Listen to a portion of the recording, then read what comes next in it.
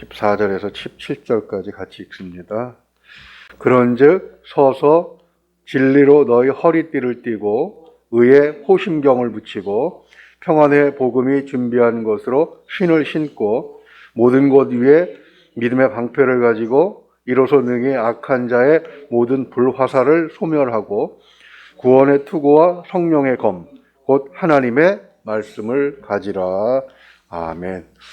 이 부분을 한꺼번에 처리할까 하다가 너무 잘하는 말씀이고 오랫동안 들어서 또 이런 기회가 아니면 또 이 하나하나를 어떻게 따져볼 수 있을까 싶어서 여기 나오는 것들을 성경에서 어떻게 표현하고 있는지를 한번 정리를 해보았습니다. 그래서 오늘은 하나님의 점순갑주 중에서 진리의 허리띠에 대해서 한번 생각을 해보려고 합니다.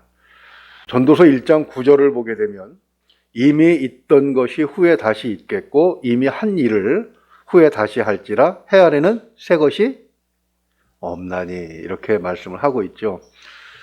제가 국내 훈련병으로 입대하면서 생각한 게 바로 이겁니다. 이 성경에 있는 말씀이나 제가 입대했을 때 지금 한 45년 가까이 되는데요. 큰 차이가 없구나 하는 생각을 한 적이 있습니다.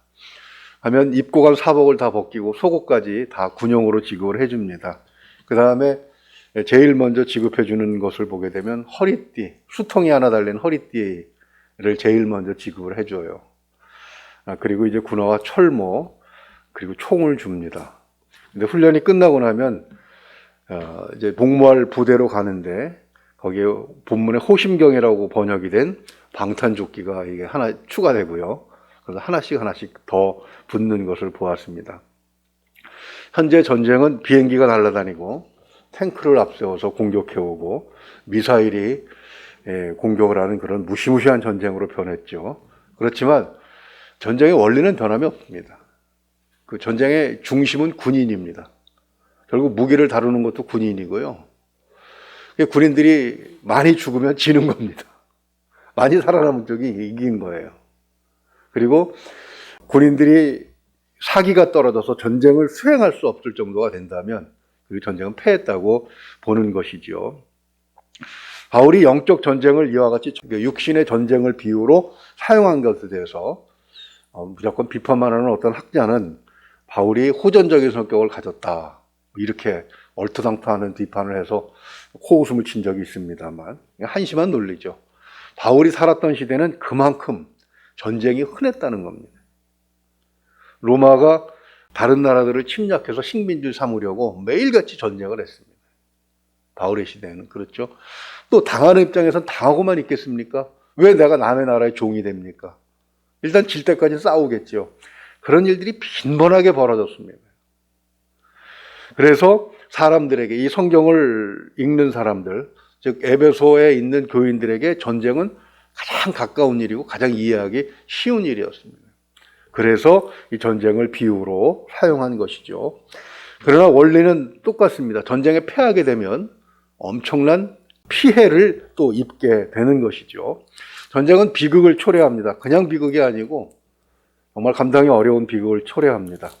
전쟁에 참여한 병사들은 인간성을 포기하기를 강요받습니다. 적을 잔인하게 대해야 되기 때문이죠. 사람을 죽이는 일이 어떻게 고통 마음을 가지고 되겠습니까?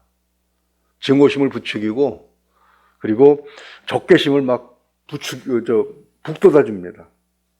그러다 보니까 전쟁터에 투입이 되면 지금 우크라이나에 침략한 러시아 병사들이 하고 있는 짓이 바로 그런 짓들입니다. 민간인을 학살하고 그리고 어린 소녀를 강간하고 이게 보통 인간이 할 수 있는 짓은 아니잖아요. 그렇죠? 정상적인 사고방식을 갖고 있는 인간이 할 수 있는 일은 아닌데 전쟁에 지면 온 국민이 이런 꼴을 당해야 되기 때문에 전쟁에 일단 임하게 되면 기필코 이겨야 되는 것입니다. 그것은 영적 전쟁도 마찬가지라는 것이죠. 본문에 제시된 무기는 필승을 위해서 반드시 지참해야 될 그런 무기들인 것을 알 수가 있습니다. 그 중에서 오늘 진리의 허리띠에 대해서 한번 생각을 해보려고 하는데요. 왜 제일 먼저 이것이 제시되었는지 또 이것이 어떤 중요성을 갖는지를 실제로 또 성경에 있는 내용들을 통해서 한번 살펴보려고 합니다. 여기는 허리띠라고 이렇게 번역이 되고 있는데 우리말은 그저 허리띠라고 번역이 돼서 이렇게 옷을 매주는 혁대 같은 거로 생각하기 쉽습니다. 당시의 의복은 푸대자루 같은 것이었죠. 그래서 활동을 하려면 허리띠를 묶어야 되는데 이 본문에 기록된 허리띠는 그런 기능도 있기는 있습니다만 전쟁을 위한 허리띠입니다. 그래서 영어 성경에서는 이것을 거들로 번역을 해요. 여자들 거들 있죠. 거들의 용도가 무엇입니까? 덮는 거잖아요. 이렇게 그러니까 굉장히 면적이 넓고 단순히 옷을 여미기 위해서만 사용하는 것이 아니라 이 허리띠에는 여러 가지를 달립니다. 제가 군대에서 사용했을 때 그 허리띠는 수통도 달고 거기다가 대검도 달고 칼이죠. 그 다음에 그 실탄, 총알도 거기다 달고 또 수류탄도 달고 제가 전방 휴전선에서 근무했으니까 하루에 한 번씩은 다 이 수류탄을 걸고 총에다가 총알을 넣어서 그리고 근무를 나갑니다. 하루에 60원씩 생명수당을 받고 거기서 근무했던 기억이 납니다만 그때 쓰는 것이 이 허리띠죠. 이 허리띠는 검을 비롯해서 당시에도 모든 전쟁의 무기를 달고 다닐 수 있는 그런 용도로 지급이 된 것입니다. 그런데 성경을 보게 되면 사탄의 제일 공격이 바로 이 허리띠를 풀어놓게 하는 거예요. 요한복음 8장 44절을 보게 되면 예수님께서 사탄의 정체를 폭로하십니다. 뭐라고 폭로하십니까? 거짓의 압이라는 것이죠. 이 사탄의 공격이 그렇습니다. 거짓으로 자꾸 진리의 허리띠를 풀어놓는 거예요. 그거 무겁습니다. 이 허리띠를 딱 떼면 우선 넓게 이렇게 몸을 덮으니까 굉장히 불편합니다. 허리 마음대로 쓸 수 없고요. 쉽게 수통이 달려있고 여러 가지 것들이 달려있어서 그 허리띠를 떼면 놓을 수가 없습니다. 편안하게 앉아있을 수가 없습니다. 자꾸 어떻게 하고 싶어요? 풀어놓고 싶어요. 사탄은 그거 뭐하러 그렇게 하고 있어. 공격 안 할 테니까 풀어놔. 이렇게 늘 우리가 진리를 포기하라고 공격을 하는 것이죠. 사실 세상에서 가장 무서운 사람이 어떤 사람이냐? 털어서 먼지 안 나는 사람이라고 합니다. 그런 사람들은 어때요? 헛된 것, 불의한 것에 협조하지 않습니다. 오히려 그런 것들을 보게 되면 분노하고 또 불의한 일을 폭로하고 그렇습니다. 자신이 깨끗하기 때문에 그럴 수 있는 것이죠. 그러나 그렇게 하면은 굉장히 돌아오는 게 무겁습니다. 책임을 져야 돼요. 진리에 대한 책임을 지는 것은 굉장히 힘이 듭니다. 왜냐하면 나의 약점을 계속해서 공격해서 무너뜨리려고 하기 때문에 진리로 사는 것이 쉽지는 않아요. 그런데 더 진리를 포기하기 쉬운 것이 뭐냐면 이익이 달려 있을 때입니다. 이거 거짓말 한 번만 하면은 수많은 이익이 생기는데 그렇지 않습니까? 지금 새로운 정부가 들어서면서 장관들이 임명되고 있는데 하나같이 어떻게 그렇게 대한민국 엘리트들이고 살 만큼 사는 사람들이고 사회적 지위도 얻을 만큼 얻은 사람들인데 하나같이 그렇게 더럽게 숨겨진 죄들을 많이 가지고 있는지 그러면서도 또 높은 자리를 탐하고 있는 거 보면 야, 이 인간들이 정말 나라를 맡아도 될 인간들인가라고 생각할 만큼 뭐 병역이나 세금이나 뭐 입시비리나 여러 가지 것들을 다 가지고 있는 것을 볼 수가 있습니다.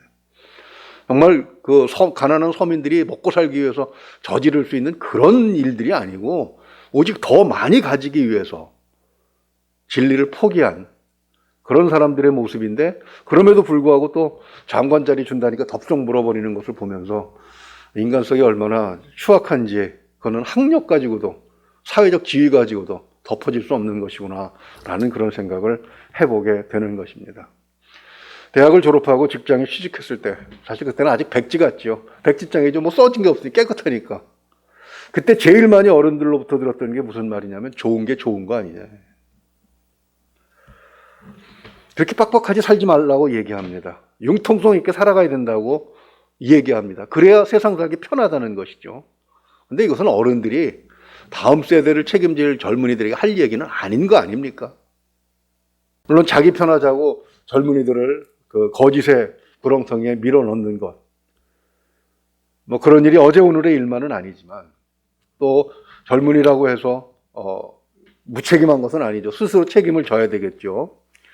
근데 그런 얘기를 듣다 보면 풀어놓으면 편합니다. 근데 성경은 그것이 망하는 길이라고 분명하게 말씀을 하고 있습니다.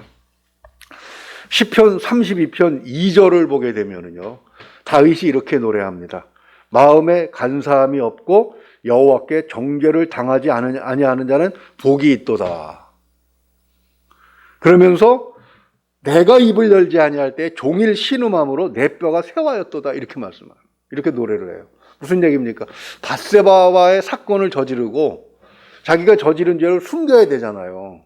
그래서 그 밧세바의 남편 우리아를 전쟁에 보내서 간접적으로 살인하고, 그랬을 때에 하나님으로부터 그가 어떤 일을 당했는지, 그죠? 그가 종일 신음함으로 뼈가 쇠할 만큼 그렇게 고통을 당했다고 이야기합니다. 그래서 이야기하는 거예요. 마음에 간사함이 없고 여호와께 정죄를 당하지 아니하는 자는 복이 있도다. 얼마나 힘들었으면 이런 얘기를 하겠습니까? 시편 52편을 보게 되면 그 사건이 있고 나서 그가 이제 회개하면서 쓴 글 가운데 대표적인 글이 시편 32편과 52편인데, 52편을 봐도 이렇게 노래합니다.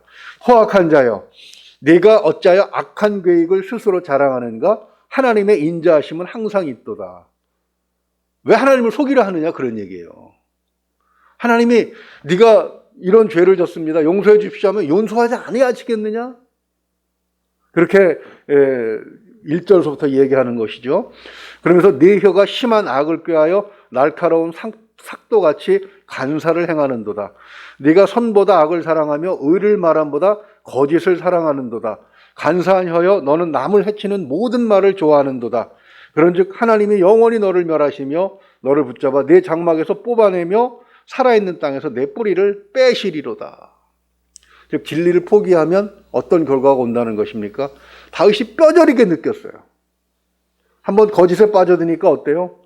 온갖 악한 계획을 다 꾸미고, 그리고 자기 입으로 하나님을 등에 업고 왕이 된 자기가 오히려 거짓으로 사람을 죽이는 그런 일을 한다고 스스로를 탓하고 있는 것이죠. 그러면서 결국은 하나님께서 뿌리채 뽑아버리실 것 같더라. 얼마나 두려웠으면 이런 이야기를 하고 있는 것이겠습니까? 하나님의 말씀을 많이 안다고 해서 다 진리의 허리띠를 띠고 있는 것은 아니라는 것을 바리새인들을 통해서 알 수가 있습니다. 마태복음 22장 16절을 보게 되면 바리새인들이 몰려옵니다. 이렇게 기록이 되어 있는데요. 마태복음 22장 16절을 보면 자기 제자들을 헤롯 당원들과 함께 예수께 보내어 말하되, 선생님이여, 우리가 아노니 당신은 참되시고 진리로 하나님의 도를 가르치시며 아무 꺼리는 일이 없으시니 이는 사람을 외모로 보지 아니하심이니이다 라고 예수님을 높여드려요. 진리로 하나님 말씀의 도를 가르치는 분이 당신이십니다 하고 높여드려요. 근데 이것은 예수님을 시험하기 위해서 밑밥을 던진 거예요. 그러면서 17절에서 질문을 하나 하죠. 유명한 질문입니다. 그러면 당신의 생각에는 어떠한지 우리에게 이르소서. 가이사에게 세금을 바치는 것이 옳으니까 옳지 아니하니까. 고리를 거는 것이죠. 너라고 별 수 있어? 너라고 이 함정에 안 빠질 수 있어? 가이사에게 세금을 내지 말라고 하면 로마에 반역한 자가 되고, 가이사에게 세금을 내라고 하면 하나님을 믿지 않는 자가 되는 그런 함정을 파놓는 것이죠. 바로 이 사람들이 하나님의 말씀을 가지고 백성들을 가르쳤던 바리새인들입니다.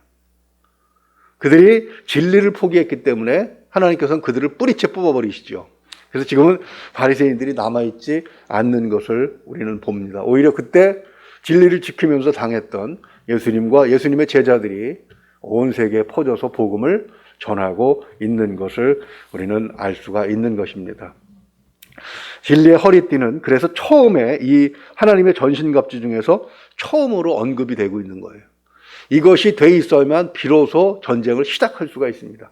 전쟁터로 발걸음을 돌릴 수가 있고 적과 맞서 싸울 수 있는 준비가 이 허리띠에서부터, 진리로부터 생각되는 것이죠. 진리를 포기하는 순간부터 그것은 전쟁을 포기했다고 생각하면 됩니다. 그리고 진리를 가지고 있지 아니하면 이미 하나님의 군대가 아니라 사탄의 군대 역할을 하고 있다는 사실을 우리는 가지고 있어야 되는 것이죠. 어쨌든 진리에 뿌리 박힌 그런 성도의 삶을 살고자 우리가 예수 그리스도를 믿는 것 아니겠습니까? 그래서 그런 삶을 끝까지 살리시면서 사탄이 거짓으로 어떤 공격을 해오든지 다 막아낼 수 있는 우리가 될 수 있기를 주님의 이름으로 축원을 드립니다. 진리로 승리하시는 오늘 하루가 되실 줄 믿습니다. 우리 기도합니다. 은혜로우신 우리 아버지 하나님, 온 가족 믿음으로 지켜주시고 또 건강과 범사 형통 주시니 감사합니다. 하나님 많은 것 주셨사오니 가문이 진리에 바로서게 하시고 이 사회를 빛내는 귀한 하나님의 일꾼들이 대대손손 배출되는 그런 귀한 가문 되게 하여 주시옵소서. 또한 지금 구순을 지낼 때까지 하나님께서 지켜주신 것 너무나도 감사합니다. 무엇보다도 믿음의 뿌리를 대대손손 내리게 하셨사오니 더더욱 감사합니다. 믿음의 첫 열매가 되었고 가족들을 믿음으로 이끌어 싸우니 하늘에서 주실 상급이 얼마나 큰지 짐작도 할 수 없습니다. 하나님, 남은 가족들이 우리 권사님의 유지를 받들어서 권사님이 항상 자랑할 수 있는 그런 마지막이 될 수 있도록 또 끝까지 승리하는 그런 가족들의 모습을 보일 수 있도록 우리 권사님도 붙들어 주시고 그리고 가족들도 붙들어 주시옵소서. 우리 모두를 하나님 이 코로나19로부터 지켜주시니 감사합니다. 하나님, 오늘의 삶도 잘 이기게 하시고 방심하지 않게 하시고 무엇보다도 육신의 건강을 지키는 것처럼 영혼의 건강도 지켜나갈 수 있는 우리가 될 수 있도록 하나님 도와주시옵소서. 믿고 의지하며 우리 주 예수 그리스도 이름으로 감사하며 기도하옵나이다. 아멘.